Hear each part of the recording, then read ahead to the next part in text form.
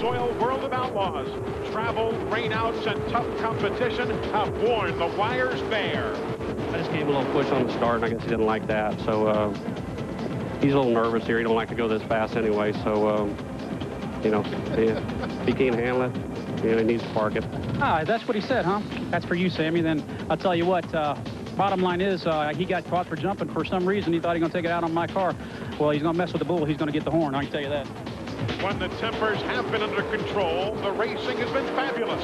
But only one driver can win each night, while the others deal with the ongoing frustration. It was a lot of fun racing, but I didn't win. Damn it. This is not good. This isn't good. Well, it is pretty good. How are you supposed to keep sponsors and have everybody be happy with you when you don't win? Oh. You've spent the day with a friend like that and you beat him this close to a race. Does your heart go out to him just a little bit? No. Tonight from Eagle, Nebraska, we know the fireworks will continue. What we don't know is who will get the horn and who will celebrate.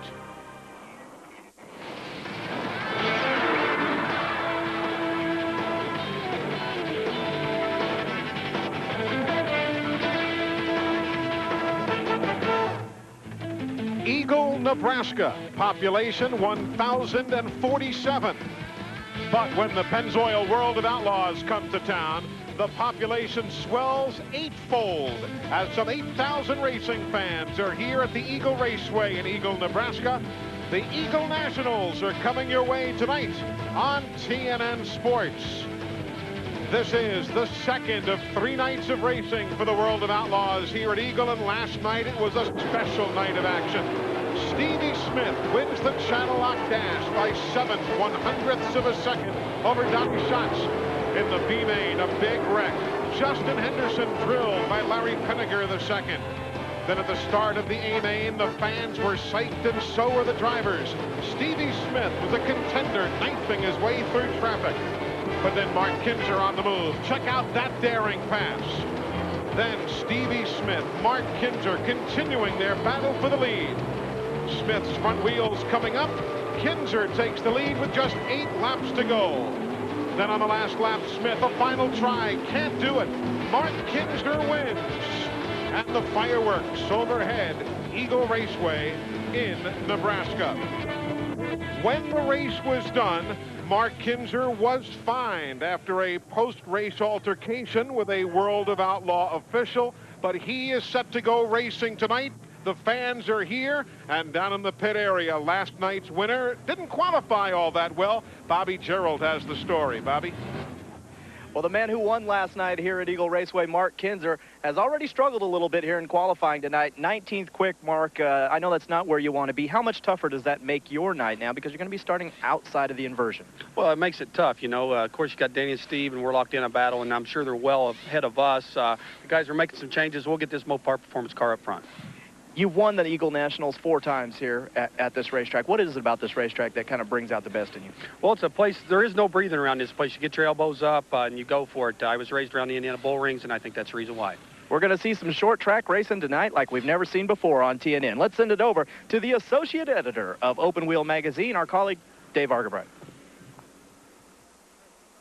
Race drivers generally don't like to talk about racing hurt, but a few nights ago, Stevie Smith was subjected to a very tough crash at Oklahoma City, suffered bruised sternum, bruised ribs. Stevie, you're playing hurt. Does it affect you on the racetrack? Well, I think it's going to play a role if the track's fast and rough. Last night we got by with it. The track was really smooth and nice, and it's definitely bothering me. I didn't think the crash was as bad as what it was, but it's catching up with me here the last day or so. Tell me about the particular pain that you're going through right now. Well, I can't tighten my seat belts up. I can't get a good breath of air. When I breathe deep, it just sends a lot of pain across my chest. So I'm just bruised up. I mean, it's part of racing. I've just never experienced this type of bruise before. And we wish you a nice, smooth racetrack tonight. Tonight, let's take a look at how the drivers will be going to get into the A-Main feature. The road to the A-Main and the fabled 4-abreast fan salute is as tough a trip as you'll find anywhere in motorsports. It starts with qualifying, 1 car alone for 1 lap. How you do on this 1 lap will impact the rest of your night. First, it will determine which of the 4 O'Reilly heat races you'll compete in. It will also determine your starting position for the heat, which inverts the 6 fastest cars in the heat for the start. A top 5 finish in the heat is crucial, as the first 5 automatically move on to the A main. We call it the transfer. If you finish out of the top 5, all is not lost, as you will have one more shot to make it to the A, and that's called the B main. 4 heats that transfer 5 drivers each gives us 20 drivers in the A main. The final 4 starters for the A main are the top 4 finishers in the B main last chance race, giving us 24 drivers ready to go for the A main. Now, how do we decide the starting lineup for the A main? Well, that is an adventure in itself. First, we start with the Channel Lock Dash. The 4 O'Reilly Heat winners and the next 6 fastest qualifiers who have made the A main through the heats get to run an 8-lap dash for cash and starting positions 1 through 10. The rest of the field lines up by qualifying time that was set at the beginning of the night. So you can see how that qualifying time from earlier in the evening can affect you all night long. And now it is time to take a look at the lineup for the first of the O'Reilly Auto Parts heats from Iowa. Colin Northway is here. A lot of familiar names. Others you might not know all that well. Justin Anderson from South Dakota. Dan Oswald from Kansas. One name you know so very well is the guy next to me up here in the booth, Hall of Famer Brad Doty. Great to have you alongside as per usual. You've been bragging about this racetrack. We should have quite a night. Well, we had a great night last night, and I'm really looking forward to it. We're going to get started in this heat race. Here we go with the top 5 advancing to the A main, and Donnie Schatz in that green or yellow and blue number 15. He was on a rail here most of last night. Yeah, the track kind of went away. They got a black groove, rubber down on the middle, and his top groove kind of went away on him at the end of the race. They have been very fast in that car the last couple of weeks. Behind him, Hannigan and Saldana. Saldana had a good run last night, finishing second. There you see the battle for that final transfer spot. Herrera in that number 6. Schaefer in the Vibrant 11H trying to earn his way in right now. Casey Kane making the move there, coming out of turn 2. Up, Schaefer's battling. Oh, boy, that's about as close you get without getting together. Schaefer putting the slide job on, and Kane coming right back on the inside. Again, this is for that final automatic transfer spot.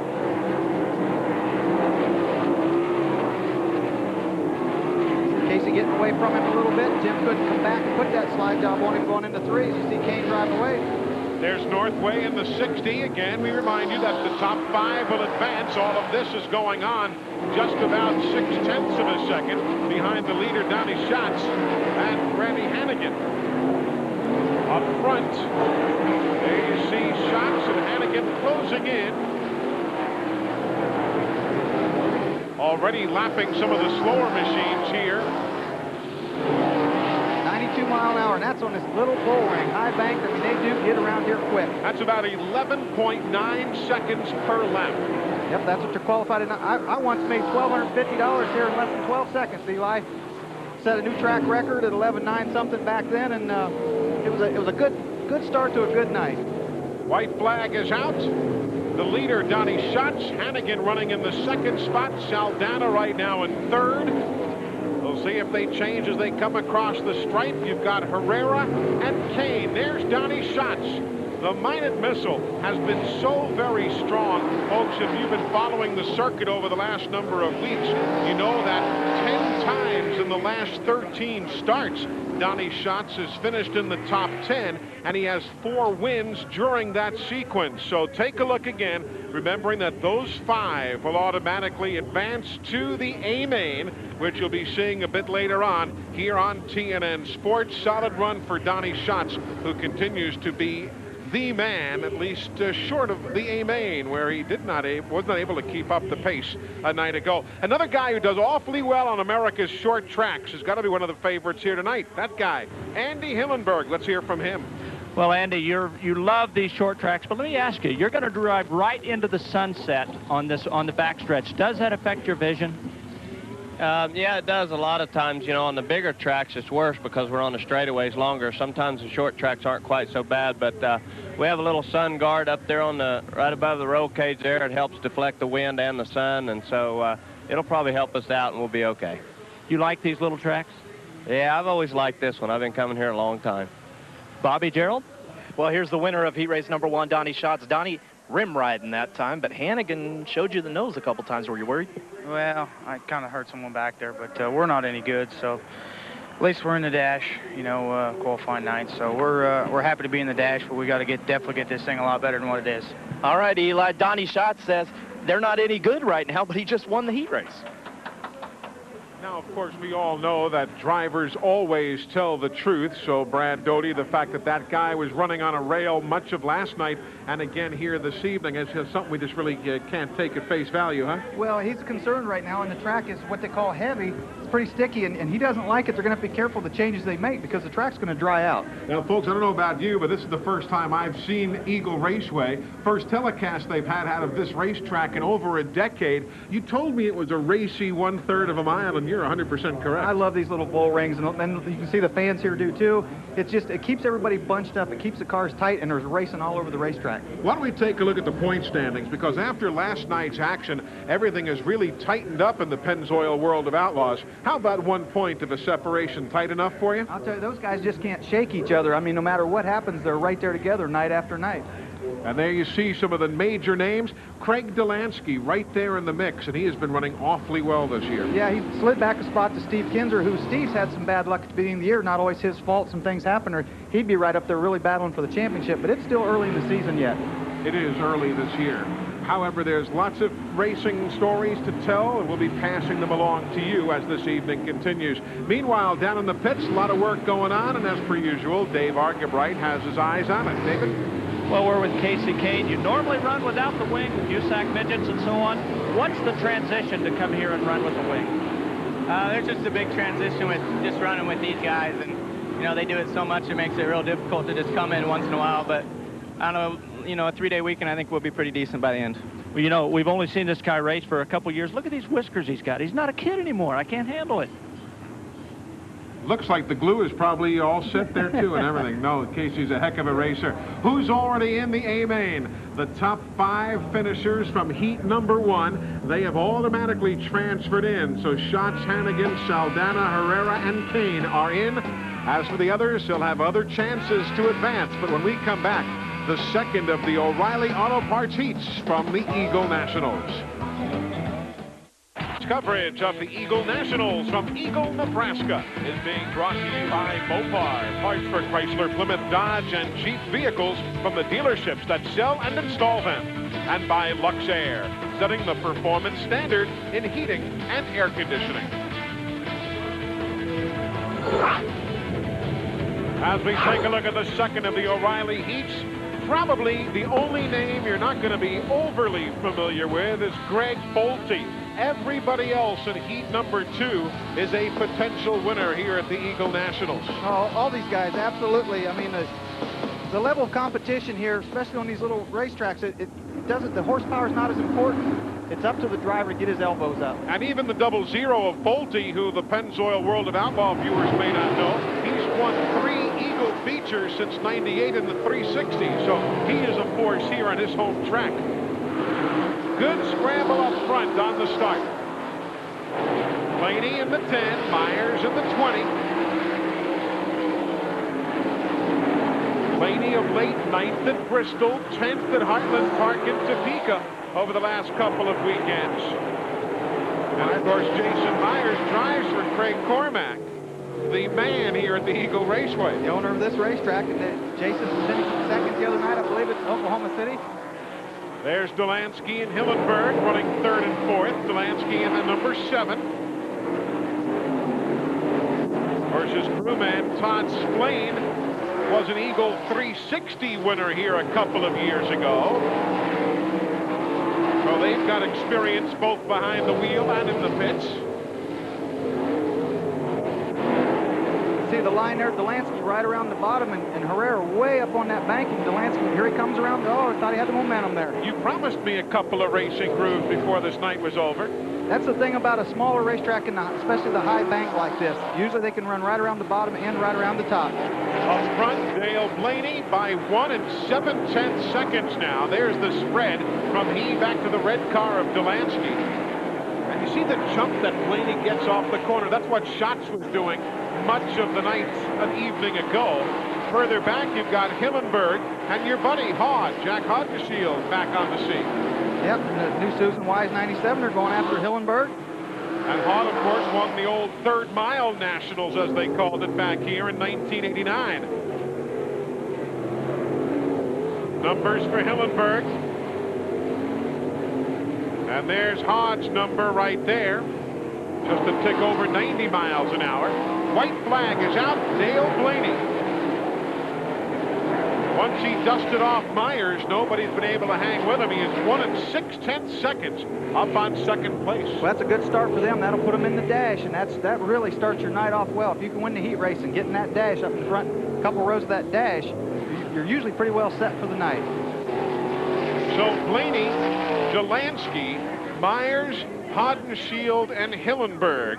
That is the finishing order right there in the second of the O'Reilly heats. And for a good look at all these fine-looking gentlemen, we give you the official finishing order. Hod needs to get a little sun. Bobby Gerald downstairs with a gentleman who's had a decent week so far, although not here in Oklahoma City. Steve Kinzer. That's right. Steve was a winner at Oklahoma City just the other night. And, of course, when you are dubbed the King of the Outlaws, you've got a lot of wins at a lot of tracks. 8-time winner of the Eagle Nationals. Steve, going to the bull rings here, it's a little something different for the TNN fans. So what can they expect here tonight? Well, these short tracks make for exciting racing, good close competition. A lot of lap traffic, too, so there's a lot of things that can come in play here. As you look forward to this heat race, what's your biggest concern? Well, we'd like to win this heat. It means a lot if we get win this heat. Right now, we've been a little bit, cars not been feeling real good, but we'll see what happens. We made some changes, see what it does.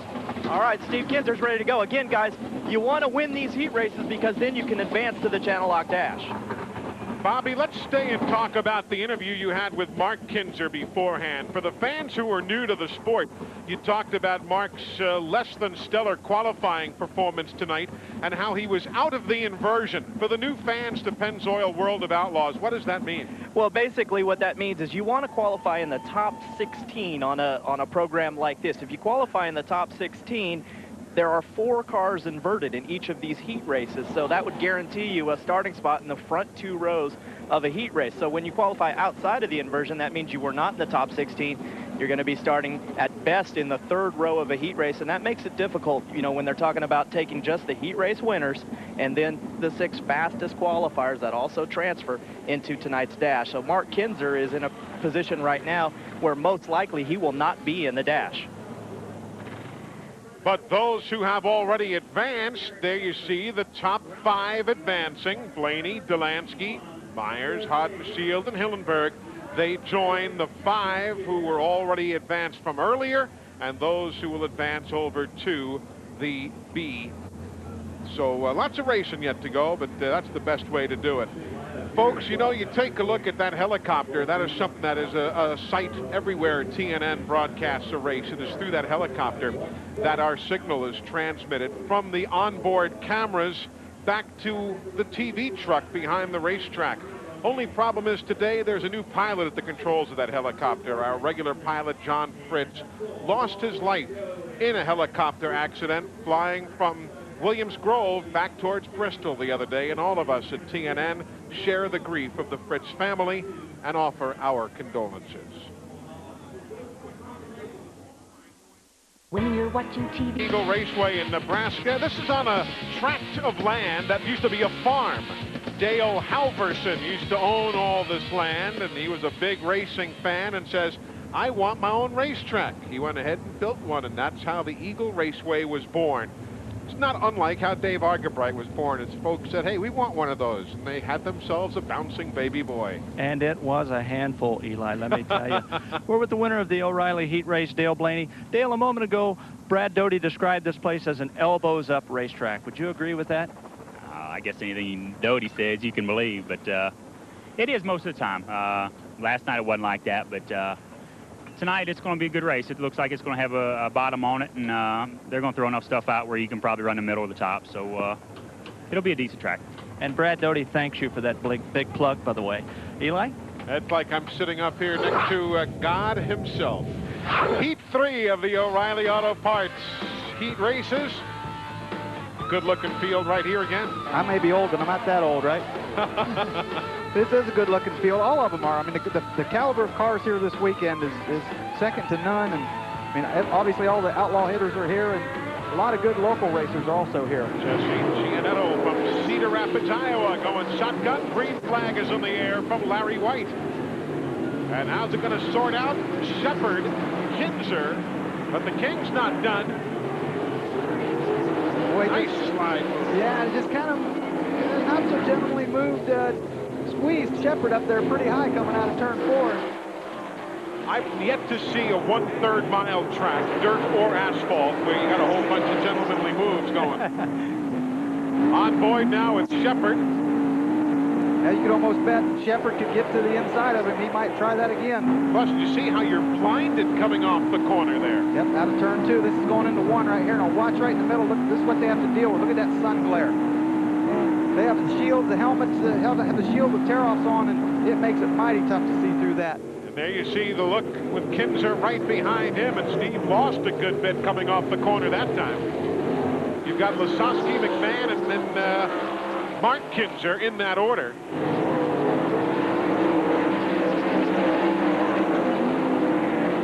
Might remember that Shepard established that new raceway record a year ago at 11:25, and Kinzer himself marked there. He captured the 3rd win of his career here at Eagle way back in 1986. So he is up into a transfer spot right now in 5th.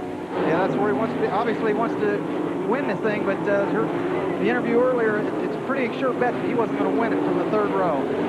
2nd place, Steve Kinzer and Danny Lasowski. They are 1 3/10 behind Shepard right now in their own private battle for 2nd as the dude comes calling.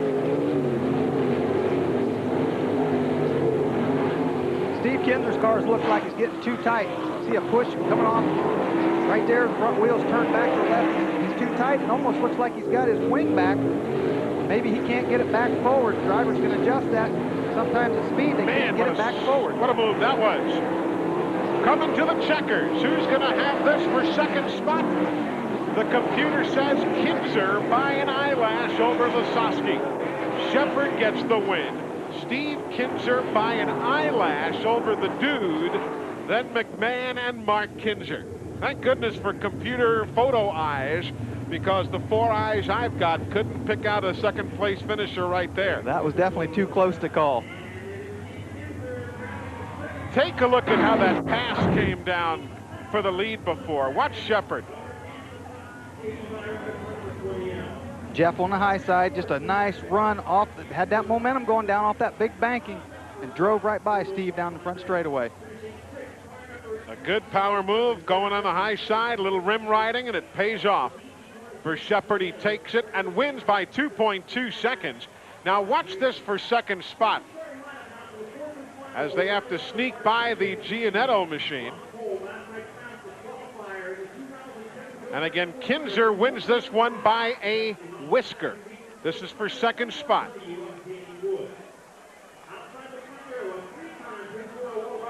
Won that by about a husk of corn. That's about all here at Eagle Raceway.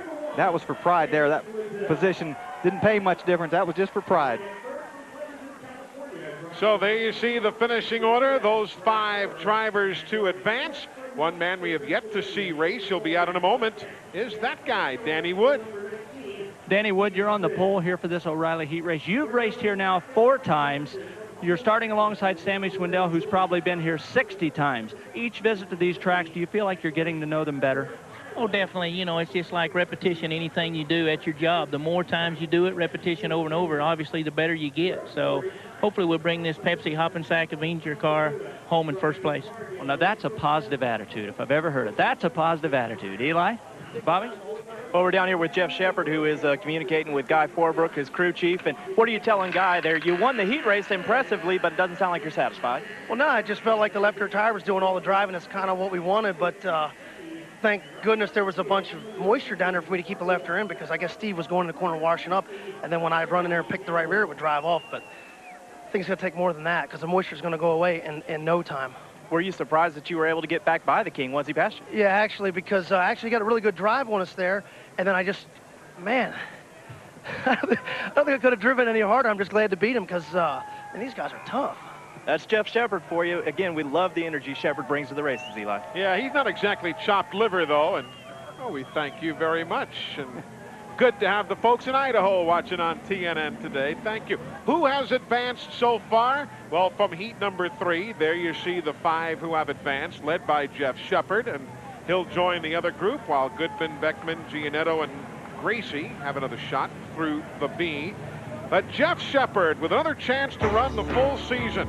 He tried back in '94 in Al Hamilton's car, but Jeff got hurt. He's got another chance. He's making the best of it here at Eagle. Thank everybody to the Eagle National. Say tomorrow night, or any night that the Pennzoil World of Outlaws are in action, you might want to log on to sprintcarnet.com. They've got the live audio webcast of World of Outlaws racing. The gang is here tonight, and they'll be here tomorrow night for the final night of the Eagle Nationals as well. So if you want to check out the action as it unfolds, sprintcarnet.com on the World Wide Web. Welcome back. Heat 4 is set to go here at the Eagle Nationals. The O'Reilly Auto Parts heat number 4 has another solid field of racers. Danny Wood, of whom we've just heard, Sammy Swindell, Brad Furr, Stevie Smith.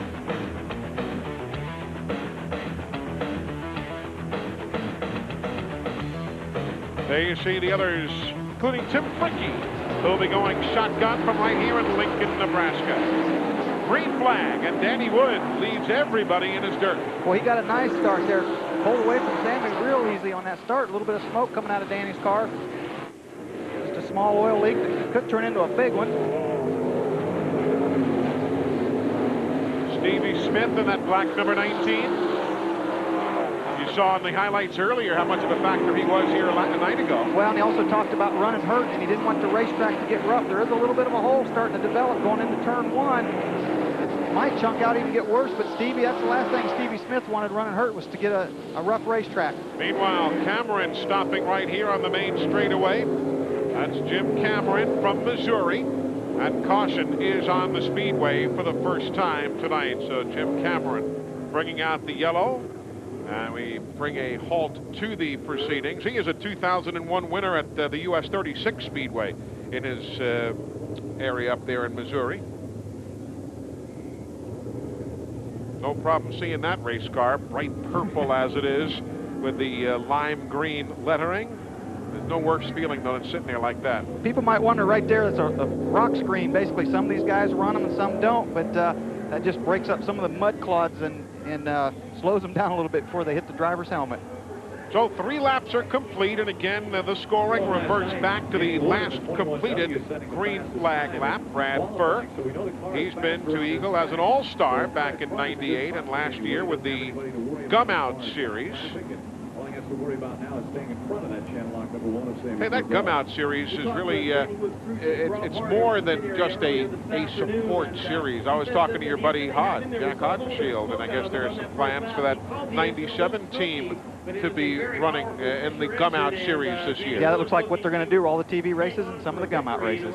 Bobby, it's Brad Furr's had his ups and downs this year, hasn't he? Yes, he has. He currently sits in 10th place in the World of Outlaws point standings, but I think the thing you have to consider here, guys, is that he is just 24 years old, and while a lot of other drivers have a lot of experience at all these Midwestern tracks that the Outlaws go to, this very young team headed by his crew chief, Mike Harper, and a gentleman that they call Crodfly, who is standing off to the right of him, they're a young team, and to be 10th in the World of Outlaw point standings at this stage of the season. I know, Brad Doty, you would say that's an accomplishment, especially considering that guys like Stevie Smith and Dale Blaney are outside of the top 10.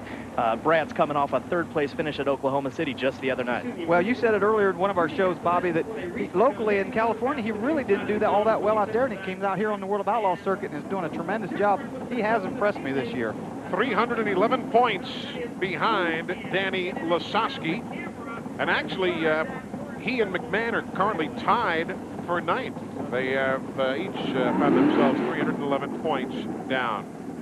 So as we get set for the restart, it'll be 3 laps complete. We do have TNN cameras everywhere around this Eagle Raceway, including one on the cone right there at the start-finish line that makes sure everybody stays in position. There's the look from Cone Cam. Wow. Our cameraman down there, Cone Cam the Barbarian, a very, very brave man. Here's Danny Wood. Swindell still hounding him, and you wonder how significant that oil problem, oil leak is on Wood. Yeah, it's really hard to say, Eli. If it's just a fitting working loose or a cracked oil tank or something, especially in this short heat race, he should be fine. That's the transfer spot battle right there. The 71 is Moore, the 52, Laney. Nice job for Laney. Put him into fifth. And Ronald was the quickest qualifier from the 57 cars that ran the Gumout race in Wilmot, Wisconsin a week ago. Meanwhile, second place there, Stevie Smith, Kurt Sternum and all, giving the veteran Sammy Swindell all he wants. Well, it's kind of an elbows up racetrack right now. I mean, you can see these guys right there. Sammy pushed a little bit, bouncing around just a little bit, especially down the back straightaway from our vantage point. You can really see the driver's elbows flailing in the race car. Nobody, though, touching Danny Wood right now. He's 1 3/10 seconds ahead of this battle that you're watching. There's Danny. He was the quick qualifier last night, only the second time in 2 years that he's won that award from the Pennzoil World of Outlaws. Yeah, Danny not known as a qualifier, but he is known as a good race car driver. We've seen him come from the back many times in our telecast. Now he's known as a heat winner. Here at the Eagle Nationals, Sammy Swindell will finish second, then Stevie Smith, Brad Burr, and Ronald Laney hangs in there for a solid 5th place run. He advances to the A main. Yeah, it was a real good run for Laney. Remember, too, that each position tonight will pay points towards tomorrow's starting order. So just a little more importance for these fellas. Yeah, they've accumulated points over last night and tonight. So yeah, every position and every point definitely counts for tomorrow night where the big money's at. Can you have a different format on a 3-night show? Yeah, it is. They don't split the cars up like, say, at the Knoxville Nationals. Everybody runs each night and they all accumulate points. Everybody has to qualify and heat race and the whole deal. Except tomorrow there won't be qualifying. Right, they're just all lined up by points, whether it be the B main, the C main, or D main. Downstairs, Dave Argabright, as we are now done with the O'Reilly heats. Well, Danny Wood's still struggling to get that helmet off. We saw a lot of oil from your race car. Any guess on what that is? I think we might have had a little too full on the oil tank, and I think it's just sloshing over. The track's a little rough. I think it's just bouncing and sloshing a little oil is all it was, I think. But you're very happy with your setup, obviously running really well. Any changes anticipated at this point? I'll tell you, I think the car's working really good for the track right now. Rob and Kathy got the car working excellently good. This Avenger just goes right through those holes there, hit the slick, drive real nice. Obviously, the car is working excellent. Took me right to the front. Well, that positive attitude pays off, I'm telling you guys. Paid off indeed. And you look at all the other crew members down there with their hands all over his tires. It was Jason Myers and a bunch of other guys that are down there feeling. Look at that. That's Danny Wood getting out and feeling the inside of that tire, wanting to know how much heat is in it. That's how they decide what compound of tire that they're going to run. There's another guy feeling it. And folks, remember, Danny Wood was down to his final race car at Charlotte. If you were with us on that telecast, he had that accident. They were down to their final race car, and now all of a sudden he's back and running well and transfers here out of heat number 4 into the A main. So that's part of that attitude that he's been talking about here over the last few moments. And they're by no means a high-budget team to be out here either, so they have to perform on the racetrack to keep going. Now, you heard the guys talk about a bit of a rut beginning to take form there in turn number 1, and very quickly the track officials and the Pennzoil World of Outlaw officials out there checking it out. Right there it is. And the more they run on it, the more it's going to work up. And again, that's what Stevie Smith doesn't want to see, that hurt sternum and thing. So they're concerned with it. Track officials out there right now are going to work on it. So we are done with the O'Reilly Heats. TNN visiting Eagle, Nebraska for the first time. And we have brought Cone Cam with us to heighten your enjoyment. On TNN Sports, Eli Gold, Brad Doty, Bobby Gerald, Dave Argabright, and the whole TNN Sports crew here outside of Lincoln, Nebraska, in Eagle, Nebraska. Now you're going to say, all right, what happened to Lasowski? Those aren't the World of Outlaw points. Those are our own power rankings based on laps you've run, how well you've qualified, points you get from heat races, and so on. And it shows that there are certain guys who do well in certain aspects of this business. Others, though, on the consistency basis, don't get all the points. Yeah, the World of Outlaw season point championships basically based on the feature events. The power rankings here is qualifying, heat races, dashes, everything included. You know, one car to really watch tonight is the number 5 machine, the Work in America car, with young Jeff Shepard at the controls. We've already seen him do his magic here this evening at the Eagle Nationals. He's got veteran Guy Forbrook calling the shots. And if you start to think about it, of all the guys out there, this might be one of the teams that's really on the move. It's tough. I mean, this is probably the toughest thing I've ever done. These guys don't give an inch. On the racetrack, in the pits, they don't give you a break at all. You have to be on your toes all the time. Jeff Shepard certainly has been so far this season. In his first year driving for Guy Forbrook, Shepard is on the verge of breaking through as one of the new stars in the Pennzoil World of Outlaws series and is on the verge of claiming his first career A-feature win. We have a whole bunch of races left. It's just a matter of getting, you know, the mechanic and the driver combination where we're on the same level, and I think we are, to where we can be an everyday threat to these guys. And I really do think we can because, I mean, physically I'm able to do it. Mentally, I'm ready to do it. We have what it takes to win. The partnership between Shepard and Forbrook is one that could pay big dividends. The young driver realizes that he is learning from one of the all-time best mechanics in the world of racing. He has definitely got the experience as a owner, crew chief to make the difference. I mean, he's been here when he worked for Steve Kinser. They won a championship. I mean, I know he knows what to do, and it's just a matter of taking our time together to gel so that we can run up front every night of the week. This is Shepard's second full-time try at the Outlaw Series. Injuries cut back his previous attempt some 7 years ago. His motivation to succeed this time around is really quite simple. I don't want to have to work. Are you crazy? Working stinks. I can't take those 40-hour-a-week jobs where they kill you. They're not good on you. A man of candor at all moments. Now, the reason Shepard's excited about this weekend, he won here in an NCRA All-Star event back in '98, so he knows, as we've said time and again, when you come to a track where you have won in the past, your confidence level just goes high. Oh, absolutely, but the thing that struck me there is he was talking about how tough this is and nobody gives an inch on the racetrack.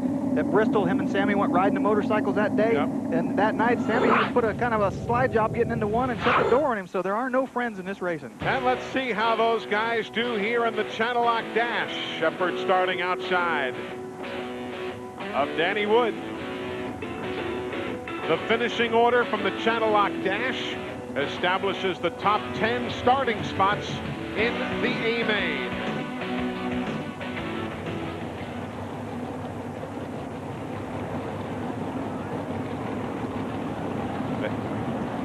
There's a guy who oftentimes runs the dash, but can do nothing better tonight than find a seat on top of the transporter. Yeah, he's not liking this, sitting up there watching it.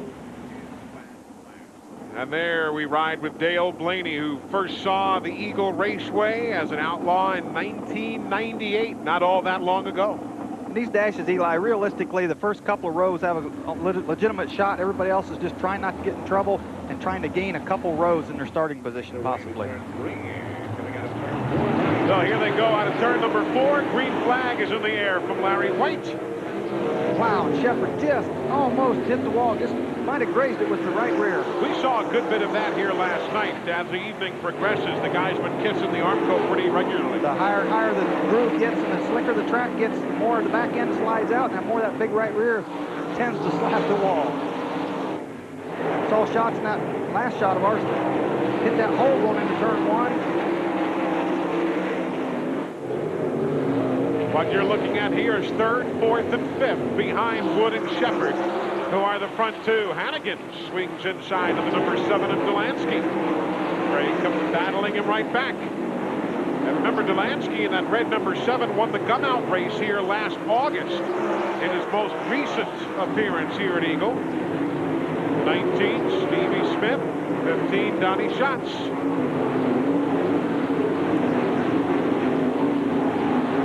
As our historian Kevin Eckert quickly reminds me, he said Stevie Smith has been second here a couple of times, but he's never won. Lasowski in that 20, the white machine, moving up now to challenge Blaney and Delansky. You could see the 3 different grooves there. Delansky on the very top. Blaney was kind of in the middle, and then Lasowski was right on the bottom. Up front, Shepard and Woods swapping it around for the lead, and give it to Shepard. Again, the winner of this event, the Channel Lock Dash, gets the pole for the A-Main. And now Shepard from the rear view beginning to pull away from Wood just a bit more, particularly off turn 2. See a little bit of glare from that sun shining on the racetrack. It's drying out a little bit down the straightaways. What that'll do, just give them a little more wheel spin off the corners. So they'll have to constantly be monitoring that and try to set the race car up, maybe put a little more wing angle in it. White flag is on the air. Final lap. Shepard, Wood, Hannigan. Checkers are out. Behind Hannigan, coming to the stripe, Delansky, then Blaney. Then Danny Lasowski and Stevie Smith. Donnie Schatz comes across next. Then Saldana in the 83, and surprisingly, Andy Hillenberg, who is nearly 9 seconds behind that man, the race winner, Jeff Shepard. Unbelievable. That's almost a full lap back there. Remember, you're right. It's 11 seconds and change for a lap, so he was down by almost 9. And that's how they came across, and that's the starting order for the A-Main coming up later on our coverage from Eagle Raceway here in Nebraska. Watch the slide move again in turns 1 and 2 that Shepard puts on to grab the lead here. Boy, Wood with a big lead, it looks like, at that point. Let's see what happens here. Hit a little bit of a rut, took a push, slid wide right there. Shepard, just a nice run. Kind of slides over that hole, that little bit of a rut going into turn 1 and 2, and Wood trying to battle back on the outside, but Shepard has some good horsepower, getting a good bite off the turn 2 there and just drives away. Can you afford literally to aim to miss that rut? I mean, what if that's where the car is most comfortable? That's the groove. Can you afford to force the issue? Sometimes you can use a rut to your advantage for side white, but that one's getting pretty deep. Bobby, this guy's getting to be a regular on the telecasts. It's all Jeff Shepard all the time here. Jeff gets the win in the dash. Jeff, the guys are speculating about that hole over there in turn number 1. Before we talk about your race win, how rough is it over there? Well, I don't think that hole's too awful bad. You know, my car is rolling right through the racetrack. Dirty engines, working, sponsorship. This race car's fast. I don't know. I mean, we're getting right through the hole. We're rolling right around the bottom of the racetrack. I feel great. Were you surprised again? You lost the lead. You actually fell pretty far behind Wood. Yeah, actually, he got a really good start on us right there. The biggest thing was he kind of got me on the start, like kind of jumped the start a little bit there, but he kind of ran off, and I just patience around the bottom, and it worked out. I don't know if his tires are giving up or what, but it seemed like that happened to Steve, too. I don't know. 40 long laps tonight from the pole. Can you do it? Well, sure. If everything's just right. If everything goes my way, I can do it. I don't know. We're going to try. I know that. Jeff Shepard, the winner here in the dash. He will go from the inside of the front row. Danny Wood outside front row come main event time tonight, Eli. Shepard currently 8th in points after that ride he gave the 4J Double L Maxim a year ago in the 3rd place in points. The B and the A coming up next. How would you... Racing fans, this is their field of dreams. If you build it, they will come. 8,000 strong. to the Eagle Raceway. And you know what these fans do? Same thing you can do at home. They log on to worldofoutlaws.racing.com. It is, as you see, the official website of the World of Outlaws. I log on every single day to get the latest news and all the stats. Best way out there to keep informed on Pennzoil World of Outlaws doings. That's the official website of the World of Outlaws. You can log on and get a nice bio about Randy Hannigan, or just stay right here. We'll tell you about him. Well, Randy Hannigan, tonight's fastest qualifier, contemplating a few fine-tuning moves to the race car. Do you have the car to win this thing? You'll start third. I think so. You know, the race car is working really good tonight. You know, Eagle Chassis put a good car together for me, and, you know, I think we're really good right now. Tire selection going to be critical?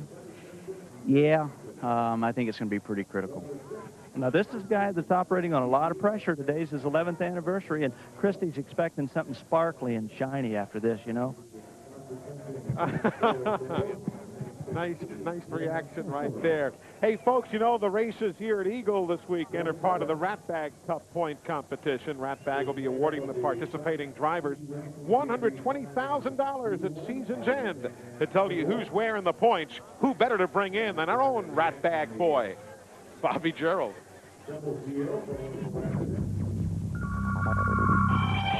2 weeks ago, Bristol, prelim action, Mark Kinzer and Johnny Herrera get together. Donnie Schott led every lap to win the prelim. Saturday's 8 feature was back and forth, a duel between the Jet, Jeff Shepard and Sammy Swindell. It was Fly Job City. The lead changed 7 times in 30 laps. Swindell got the win, and he was pumped, climbing to third in the battle for the $25,000 first-place prize in the Rat Bag Cup. Here's the standings. Steve Kinzer is now on top of the ladder. Danny Lasowski second, followed by Swindell, Mark Kinzer, and Andy Hillenberg, who has moved into 5th, passing Joey Saldana. And we thank RBB for that latest update. Rat Bag boy. We've got folks from all across the country. We saw a guy from the state of Washington who's come to the Eagle Nationals. We're happy to bring it to you wherever you are. 505. Hartsford, Chrysler, Plymouth, Dodge, and Jeep vehicles from the dealerships that sell and install them.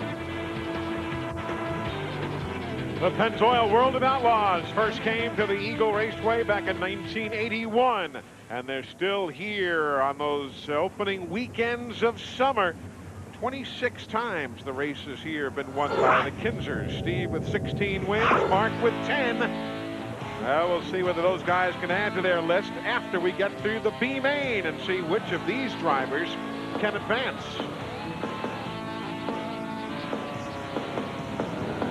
You know, Darren Pittman of that group right there, probably the most solid runner here over the last few weeks. Yeah, he has been. Schaefer, another one right there. He just needs a little luck to go his way, and the 11H card. Young James Chesson up there also. And speaking of the 11H, I saw Dave Argerbright hanging out down there in the Vibrant pit. What'd you find out, David? Well, I'll tell you, Eli, this is not the position Tim Schaefer wanted to be in. He's got to get his elbows up, as Brad Doty said, because they only take 4. He's starting third. Sonny Kratzer, his crew chief, told me they're trying a little bit different setup with a harder tire compound. Track's a little bit difficult to read right now, but this is a very motivated drive here for Tim Schaefer. So the field getting set to go. It'll be 12 laps. The top 4 will advance to the A main, and Darren Pittman gets the jump, opening up the inside for Colin Northway, the 60 machine. Goodyear has a new, Dave talked about tires. Goodyear has another new one this weekend. Real soft, more or less a qualifying tire, but Goodyear's won 3 of the 4 heats and the dash tonight. So sometimes a certain racetrack, one of the Hoosier just seems to dominate some nights, and the Goodyear other nights, and nobody can really explain how that works. A true tire war here in 2001. There you see second spot with Schaefer going by Northway. Northway, who has never run here at Eagle Nationals in his 3-year career in the sprint cars. Again, only the top 4 will advance, so the 3G right there, the Goodman machine. Mike Goodman is the last one in the transfer spot. A lot of smoke out of the 22 of Chesson. That's James Chesson. Henderson in the 19. He's the guy that flipped a couple times last night. Not a good weekend. Up front still Pittman with 8 laps to go, holding off Schaefer. Schaefer has finished 4th and 8th in his 2 summers worth of runs here at the Eagle Nationals. 4th last year, 8th a couple of years ago. Darren Pittman, they're going way high. That may be the opening Schaefer needs. Some would say Schaefer's better known for as being a short track driver.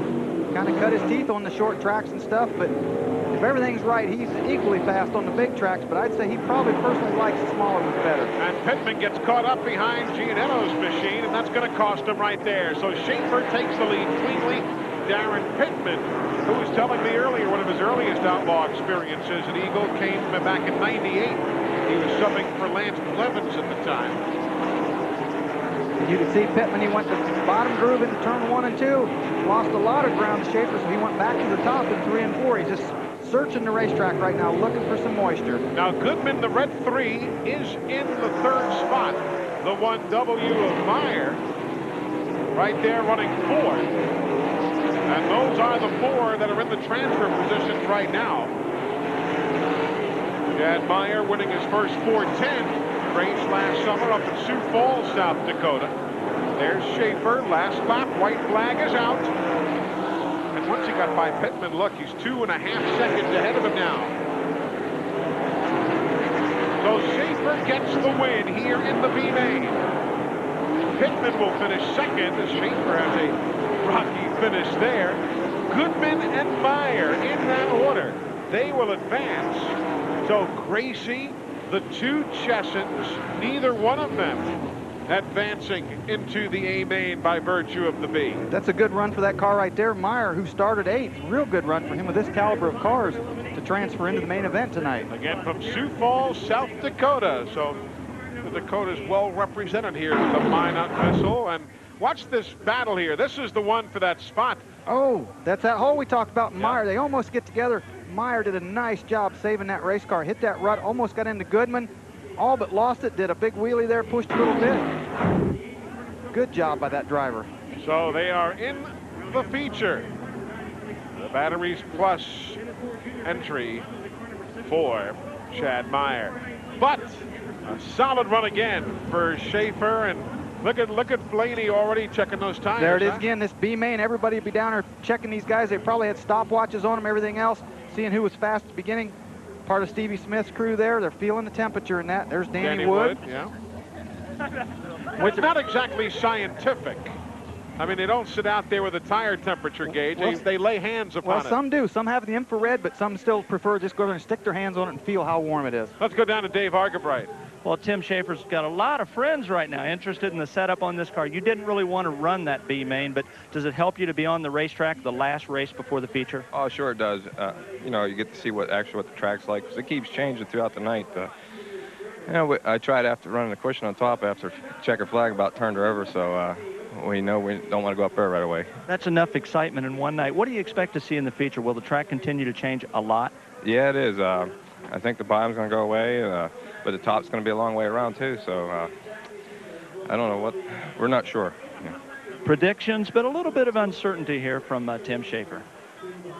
So the top 4 from the B-Main will advance. And of course, one of the unique factors here where we are, it's 20 minutes of 9 local time, but still the sun shines bright on this Nebraska track. This is the 2nd longest day of the year, yesterday the longest, and the track is so changeable. Well, you see that Steve Smith Sr. right here, Junior on his right, checking out that racetrack with this sun out. We've always said how much that does to a dirt racetrack. These guys, it's always a guessing game, and he who guesses right will be on top at the end of it. Normally at this time of the evening, the sun has long since set. Now as we get to the dog days of summer, the conditions change. The top 4 of those advance to the A-Main. Nationals on TNN, Eli Gold, Brad Doty, Dave Argabright, Bobby Gerald, and our cast of thousands who've made the trip to the Cornhusker State. And included in our crew, that gentleman, Michael Drainus, who is dressed as though, yes, we're talking about you, Draino, he's dressed as though there's a giant cold front coming through. He's one of the cameramen right down by the track who is de-dirting the lens De-dirting the lens. De-dirting, he's cleaning the lens. Needs tear-offs on that camera. The interesting thing is he likes that camouflage thing so much, he'll wear it as part of his regular wardrobe. That's part of Drano's look. You know, Brad was teaching me something back, I guess, a few weeks ago when we were together at Houston, all about the weight of the race cars. You remember that conversation you and I had? And I asked Brad if we could kind of pick up on that and talk more about how these Pennzoil World of Outlaw cars compare to other race cars. Take a look. As we told you back in Houston, in the big leagues of motorsports, the World of Outlaws has the biggest difference when it comes to the most horsepower versus the weight of the car. Now, while that might not seem like an advantage, as we found out from some of the top crew chiefs in the pit area, a lighter car with some serious weight to horsepower ratio is not always the best equation. You can go to the factory and buy a car within, let's call it 15 pounds of what mine weighs, because all the technology has evolved down to aluminum parts, and all of them are making the same pieces and then with weight in mind. So when you go buy a car, you get what you call a lightweight car. And it's just right across the counter. All we do is just a titanium bolt kit, which is, you know, like a $600 item. And beyond that, it's just all massaging this thing a little bit and whatever. Well, I don't think the weight hurts anything, because we used to run the Ford motor, and it was 40 pounds heavy. We used to run good with that. The other night over the Grove, we had a experimental motor that Shavers had put together, and it weighed 37 pounds more than our good motor. It went around there all right, too. Well, I mean, you basically, the parts kind of dictate the weight you got right now, but the biggest thing that's getting lighter is the motors, and we're getting lighter and lighter in the front, so we're having harder and harder times keeping the front wheels on the ground, so we're lengthening the cars longer and longer, and then basically that gives you more rear setback besides, so it gives you a little more drive. I'll tell you, it's an interesting weight game, even when you have the variance in size among the drivers to factor in, too. Well, yeah, Steve Kinzer wants a weight rule, but he wants it with the driver. Steve is weight-wise, he's a muscular guy. He outweighs some of these guys, so if there's a weight rule, he wants it with the driver in the cockpit. Enough talk about all this weight. Oh, congratulations. It's been a year, and they're back for more. There's a guy who's going to start 9th in the A today, Joey Saldana.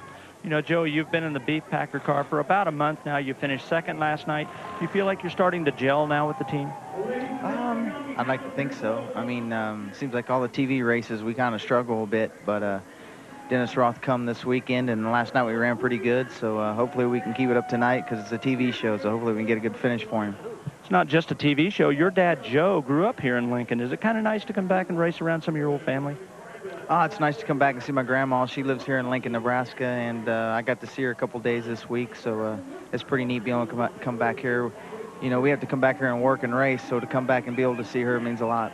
Well, now the guy we're going to hear from, my colleague, the Sacramento Flash, Bobby Gerald. Oh boy, the former car hop from the Frisch's Big Boys, getting a little adventurous. We're down here on the racetrack, doing what a lot of these drivers like to do, and that is take a look at the racetrack and find out what groove they're going to be racing on.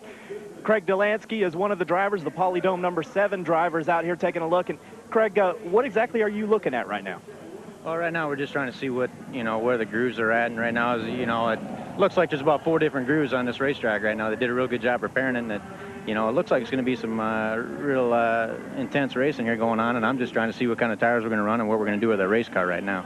Donnie Schatz is also out here taking a look at it, and Donnie, as you get a look at this racetrack, you see different colors here. You see it go from light to dark. What are you looking for? Well, I'm looking for a miracle, really. I'm not real good, and I get a kick out of, some of these guys are good on the bottom, and some guys can roll around the top, and I'm struggling to get through anywhere. So, we just need to get out here and have a look. And, it looks real sticky, but, man, when you get in a race car, all you feel like is you're going to spin out. So, well, hopefully we did some magic on the race car. We did a four torsion bar, 4-shock change, and we'll see if it works. Well, I guess you can't change much more than that. Craig Delansky, one last question for you. That cushion is looking real thick up there, but I know you're the crowd pleaser. You like to run up there. You going to have that number 7 against the fence? Well, I tell you what, if that's a fast way around a racetrack, that's where we'll be at, and, I guess that's where you find me a lot, so it's probably a good chance. The guys also tell us that the rut over in turn number 1 is at what you would call the moderate stage right now. It's nothing that they're too concerned about. All right, so Craig Delansky, he'll start 4th in the A. And Donnie Schatz has, as he said, stunk it up all the way to an 8th starting spot. Everybody should be that bad. We're back in a moment. And they love their beloved Cornhuskers, who play just about 20 miles up the road in downtown Lincoln. We're happy to be here at Eagle Raceway. First time for TNN to televise the Eagle Nationals, and it's a pleasure to be on board here. Next week we'll be at Knoxville, and all sorts of great racing coming up over the course of the next number of months here on TNN. Back to the guys who are going to be in the A-Main coming up here in a few moments. That includes Brad Furr, the 2F, starting in 12th, Bobby. Yeah, Eli, it's interesting because Brad is from California here, and we're on a short track, which is what you would see most back home. But this is a racetrack that you don't have a lot of laps at, Brad. What do you think you'll be able to do from outside row number 6 tonight? Well, it looks like it's going to be a pretty racy little joint, so I'm not exactly sure what it's going to do yet, but hopefully we should be able to get where the good groove is and go forward. Would you expect traffic to be the biggest factor in this A feature? Yeah, for sure. I think that's going to be a big deal when we get around to him. It's a pretty small track. Should be there pretty quick. All right, Brad Furr is starting in the number 12 position, Dave Argabright. Well, Jack Haudenschild, you've been away from the series now for a few weeks, and a brand new team for you, the 97 Wise Motorsports car. You start dead last, though, so is this the night to be the hero? Well, I hope so. We didn't get a very good qualifying time, so we definitely got to come from clear in the back. So we're just hoping to get up through there. We got the car a little nicer for the feature here, so hopefully we can get up through the pack. Great chance to show off, though, isn't it? Yeah, it definitely is. I hope we can. Now, what's the team's plans for the rest of the year? Do you know yet? Yeah, we're going to, Carl and Susan Wise own the car, and we plan on running most of the rest of the TV races and quite a few outlaw races, too. So we're just kind of playing it wherever we go. No matter where we go, it's just not as bright without that Jack Haudenschild smile. The winner of the 89 Eagle Nationals, one of his 37 career A feature wins. All right, folks, the fans are ready. TNN is ready. The dude's going to be ready. The A-Main when we come back. Spectacular finish to a beautiful day here outside of Lincoln, Nebraska. We are in Eagle, and the Eagle Nationals have been clicking off like clockwork, and we are set for the A-Main. Welcome back, everybody. Eli Gold, Brad Doty, Bobby Gerald, Dave Argabright. It's been Jeff Shepard's night so far, Brad. I mean, he can do nothing wrong. Really good night for him here to see him drive right around Steve Kinzer. When you can drive around the king like that, you're having a good night. Did the same thing with Danny Wood in the Channel Lock Dash. Just made the inside pass and grabbed the lead and was not to be heard from again. So far it has been Jeff Shepard's night. Time now to check out the starting grid for tonight's A-Main, brought to you by Mopar. Parts for Chrysler, Plymouth, Dodge, and Jeep vehicles from the dealerships that sell and install them. Delansky's not to be taken lightly. Nope, not at all. He likes these little racetracks also. See Dale Blaney there, I'm not sure he quite agreed with me about getting elbows up, but I'll tell you the way the racetrack is tonight, the guy that gets his elbows up the highest might just win this one. It's a who's who of the sport. Kinzer from row number 7. Mark Kinzer, last night's winner from row number 9. Haudenschild Meyer in row number 12. 40 laps around the 1/3 mile Eagle Raceway. That'll work these drivers out. They'll find out how good a shape they are at the end of this one. A beautiful view here. Really a quaint setting as the fireworks go off overhead.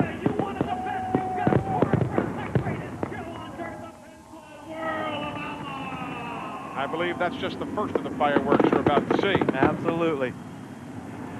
If you're curious, Jeff Shepard's only win in Pennzoil World of Outlaw competition was a prelim last year here in the state of Nebraska, over in Greenwood, Nebraska. So, Dave, if he has an affinity for the Cornhusker state, maybe tonight's going to be his night. Well, he's trying not about to laugh. Somebody stuck that silly hat on his head. You don't wear a hat. Now, let me tell you, this 40-lap race, are you concerned at all about the track changing so much to take your setup away toward the end? Well, we changed so much. I tell you what, we came here today. I've changed 9 different torsion bars before we even started. I put them in, took them out, put them in, took them out, and we went with it. I'm more worried about tires than I am setups. I'm hoping that the bottom's not going to stay long. The top's definitely going to come in, but we should be pretty good. We passed deep around the top of the heat race, so we should be all right. I know he was deeply disappointed with that second place at Bristol. A win tonight would buoy his spirits. Bobby Gerald? Here is Rob Hart, the crew chief for Danny Wood, outside row 1. How concerned are you about how much the track's going to change here, Rob? We're always concerned about the track changing. I think we're getting ready to go green here. Yes, we are. So Rob's concerned. We're going green. We're racing, Eli. 40 laps to settle it here at the Eagle Nationals. And Shepard gets the jump from the pole. I wonder what kind of tires they're running, Eli. I heard Guy Forbrook talk about more concerned about tires.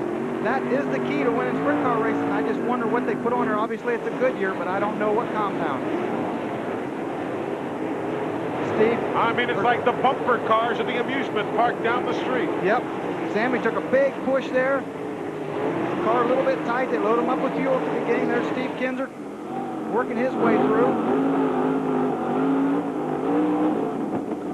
Everybody trying to still sort themselves out, and you are perpetually in traffic around a third of a mile racetrack. Goodman stops on the speedway. Caution is out. There you see the Mike Goodman machine. Almost made it to that escape road there off turn number 2 to head back to the pits. Couldn't quite make the hard right turn.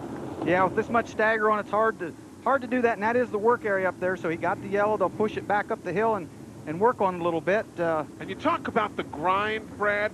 Goodman last week raced in Bedford, Pennsylvania and Wilmot, Wisconsin. A lot of miles. Only a few miles between the two. We're taking a quick break. Back with the restart. 36 laps to go. 3 laps complete officially. 37 to go in the Eagle Nationals of 2001. There's Mark Kinzer, who won last night. He's moving up now. 4 spots in those first 3 laps, Brad. Very important to make something happen. You see him there in the Mopar car. These guys bottle up on the bottom. Right there's Mark. Watch him go around Myers there.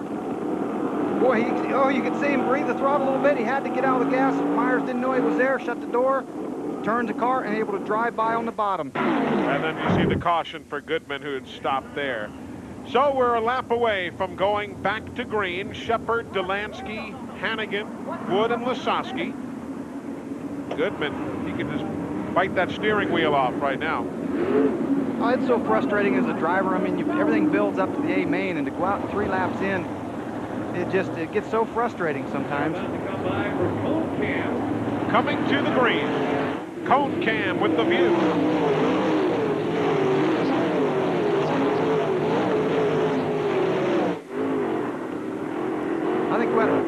I think we ought to pick somebody to stand out there with that on their head some night. See how that goes. Yeah. You can go first, Eli. We're riding with Jason Myers now. Now see all that mud that's hitting the camera? That's also hitting him right in the face. Up front, Hannigan catching Shepard. Oh. And the Hurricane goes through that little rut. Yes, actually used a little bit for a side bite there. Hannigan having a good weekend. If he would pull this off, I believe it'd only be his 2nd World Outlaw win ever. Had his best finish of the year, 7th place in Tuesday's race at Oklahoma City at the fairgrounds there. The race he won earlier in the year, I think, was Peatley or one of the short tracks. He likes the little racetracks. Another guy from California that's used to the short racetracks, Bobby. Hey guys, here's the deal on Randy Hannigan. They went with a softer left rear tire than the rest of the field. He has on a Hoosier 10. That's a soft left rear. So we expected Hannigan to be good early. The trick will be, can it last? And that tire lived. Meanwhile, there you see Sammy Swindell in the 1 inside of the Brad Furr machine. Now that the battle for 12th is joined by Mark Kinzer. And caution is out. Caution is on the speedway for Myers. Top of turn 2. Looks like he might have just spun out down there. So caution is on the speedway for the 2nd time with the 8 laps in the books out of the 40-lap feature. Let's go back to this tire deal with Randy Hannigan, that soft left rear tire. softer tire will get going early to start, but the hotter it gets, the less grip it gets, and the slower it usually gets. But if he can just run that car real straight, keep smooth on the throttle, and maybe keep that left rear down in the moisture, he might be okay. Jason Myers, a Kevin Gobrecht Rookie of the Year candidate, runner-up this year at I-55 Raceway back in March, and runner-up to Steve Kinzer in Oklahoma City the other day. Yeah, good run for him. Just a good young guy, too, to have into the world of Outlaws. Mike Goodman being pushed back on the track. So Randy Hannigan is the race leader. Mike Goodman is returning. For those of you who follow the fortunes of the driver from Tulsa, Oklahoma, he has returned after his stay in the pits. Hannigan, he was the quick qualifier on his first ever visit here to Eagle back in 1995, and then backed it up again here tonight. So you're right, he has some sort of affinity with this racetrack. Yeah, he really does, and he just likes little racetracks.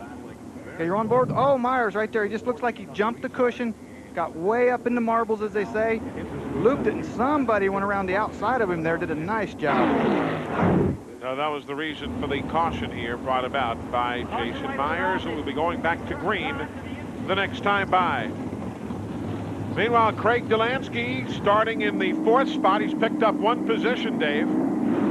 Eli talking with Scott Bennick, his crew chief. They're on a pair of 12s, and they expect to be better later in the race. But he said the problem right now is Craig really wants to run on the top. That's what he's set up for. But the cars are pitching a lot of little crumbs and small pieces of dirt out there, and it's taking the racetrack away from it. And a pair of 12s means what as they wave off that restart? Well, the 10 is the softest, and then it goes to the 12. So they kind of the middle of the road tire, but the 10 that Hannigan has on the left rear is the softest of the Hoosier brand. The reason they waved off that restart is because the field was too spread out, and now the officials say let's try it again. And Bobby, how about on the other end of the spectrum? Who's got the harder compound tires going? Well, that would be Donnie Schatz. Kenny Woodruff, of course, the crew chief on the Parker Stores number 15. And he told Donnie that we're going to get set up for late in the race. They have a Goodyear 25C on the right rear. That would be still about your middle of the road tire. But it should be harder than what the rest of these guys have, and you look for Schatz to come on late. Now, is it fair for me to say that over the course of the season, you generally run a middle-of-the-road tire in the A main? Yeah, the hotter the weather gets, yes. The hotter the weather gets and the more sunshine, the harder compound tire you go to. We've seen Kenny Woodruff and Donnie Schatz gamble on harder tires before. They won a race in Houston earlier in the year with a harder tire than anybody else. 9 laps are complete of the 40. And look at the jump Hannigan got. The Hurricane just blowing past everybody here in tornado country. Well, again, if you've got soft tires, the advantage of being out front, you can run your line, you can keep from shaking the car sideways. When you really have to race with somebody, you're getting the car sideways a lot, and that seems to get the tires hot quick. Remember that oil leak we saw from Danny Wood earlier? It looks like it's back. Yep, there it is.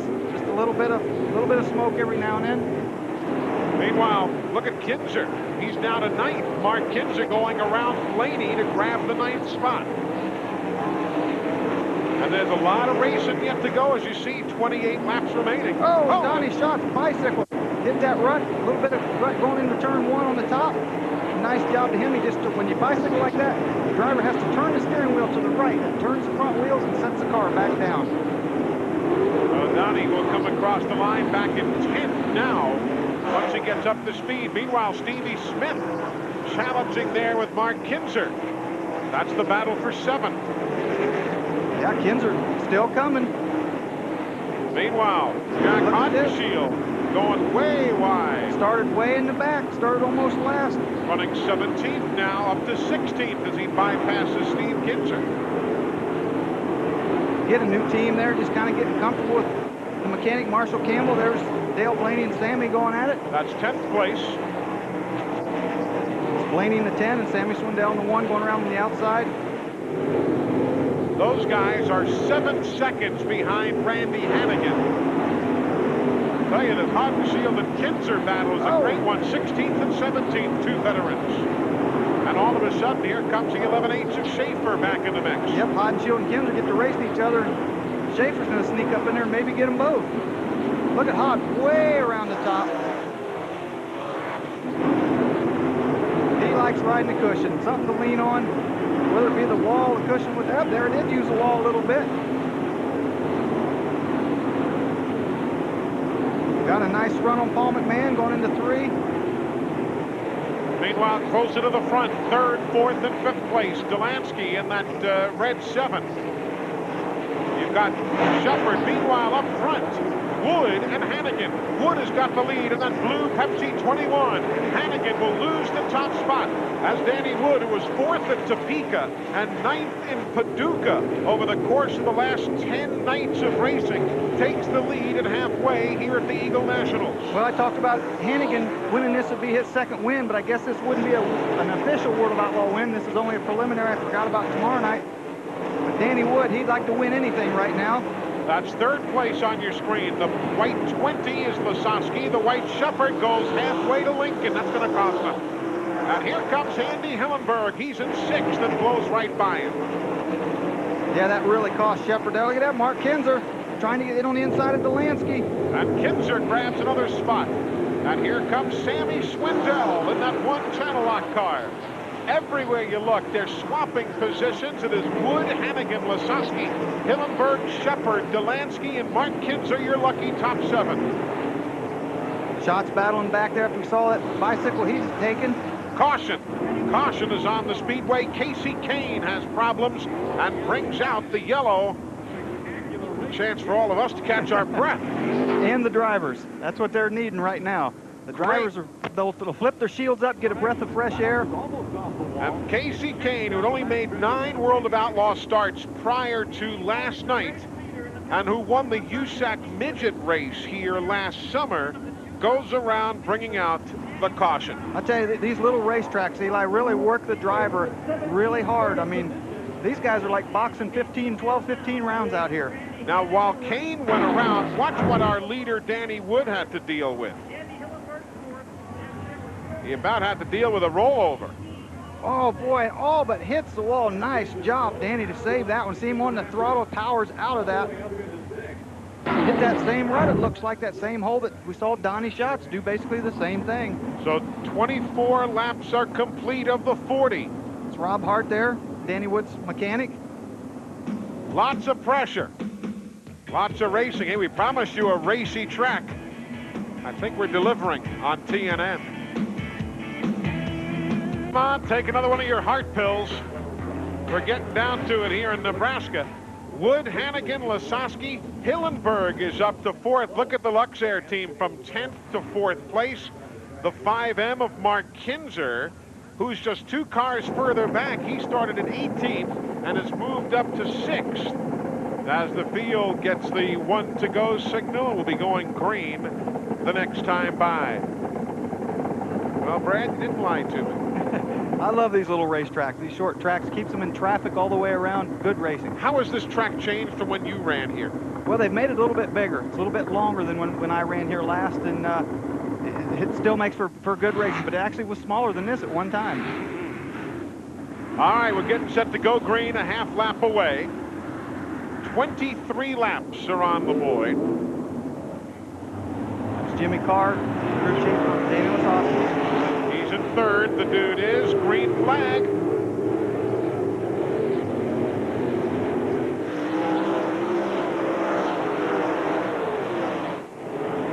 Danny Wood would stall there with nice restarts. Critical that the leader get a good start and can roll the corners where he wants to race. Saw Mark Kinzer right there take the spot away from Shepard, moving up in the 5th spot.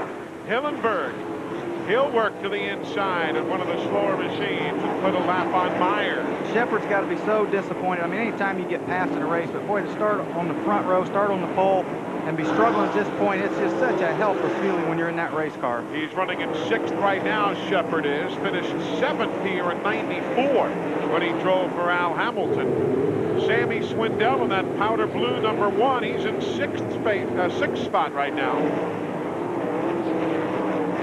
Meanwhile, Danny Wood, he continues to run all by his lonesome. There he is. He has put 1 7/10 seconds on Randy Hannigan. That's why we're staying with these battles right here, because Wood, for the moment, has caught every break. He's gotten his car dialed in. Look at Hod there in the yellow 97 coming through the middle. Yep, coming up on the 83, and you can almost bet he wants to pass that 83. I don't care who you are, when you're a driver and you're replaced or things happen, you want to beat that car. Hod and Shield in that yellow 97, and there he tries to make the move on Saldana. That would be a pass for 11th spot. As Myers gets the chrome horn, gets bumped out of the way, and caution is on the speedway. Paul McMahon stops there in the U2 machine. He was running in 14th spot at the time of the caution. Well, if Hod and Shield can finish in top 10 and they'll be happy with that, being this new team and coming from the dead last. But again, Hod likes these little racetracks. He's an elbows up guy, but having said that, he's won a lot of big races at Eldora too, one of the biggest and fastest. Paul McMahon has finished 4th in his last 2 Eagle appearances. One was in the Come Out Series, and one was on the All-Star sanction. There you see the top 5.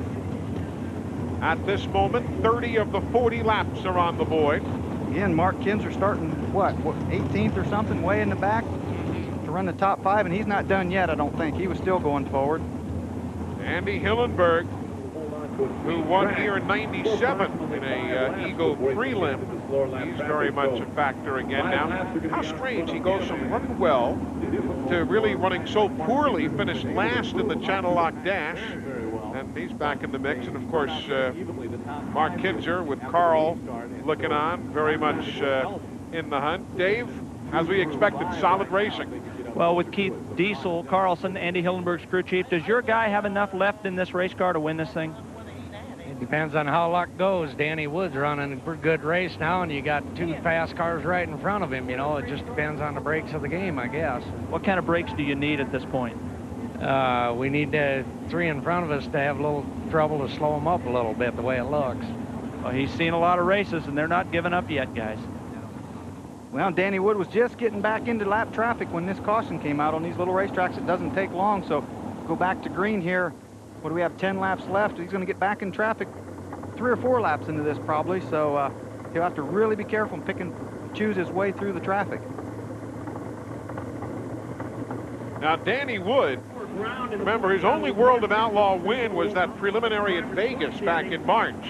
We were there that weekend, and then we talked earlier how he was out of money, out of cars at Charlotte, and now all of a sudden he's trying to plunk himself atop the world here at the Eagle Nationals. Well, and as I said before, this isn't a high-budget team. That Pepsi sponsorship is more or less a regional sponsorship, and not nearly the budget that a lot of these teams have. So it would really be nice for them to get a win. I'm sure that he's got to worry that Kindler has made quite a So the field now getting repositioned as we ride with Jeff Shepard back in 7th spot.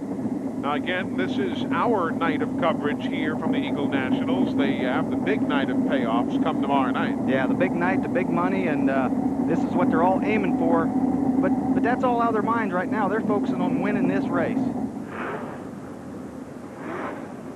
Johnny Herrera's wife looking on. That's Shannon. Don't think the driver's wives put in their time here. Hey, I didn't realize till after I was out of racing how nervous my wife used to get. We sat and talked about it one time, and I didn't realize how bad it was for her. We feel like we're in control. We feel like all they can do is sit and watch. Look at the spread that Danny Wood gets on the start. That's exactly what he needed to do. Just get away from him, get up there and run a nice smooth line. Mark Kinzer coming up there battling maybe for 2nd or 3rd spot. That's going to be for 2nd, maybe 3rd. You're right, as Lasowski joins the fray. Hannigan in the black number 1 has 2nd spot. Mark Kinzer working on getting some of that money back that he lost in the fine. Again, if you're just joining us, he was fined yesterday by the World of Outlaws after the win last night for a confrontation with one of the officials following the night's action. And very for Mark Kinzer, isn't it? Yeah, he's searching around, running the high line there. He got way high up in 1 and 2, and Lasowski's coming back. Of course, it worked for him last night. He found the groove. Here comes Swindell. There goes Lasowski. Mark taking Lasowski's line from him. Looks like Mark's basically just trying to hang on right now. He's slowing down a little bit. We're riding with Brad Burr right now, back in 17th spot. As he tries to work himself through traffic, there goes Swindell. That's for 4th. Outside of Lasowski, give it to the Channel Lock team.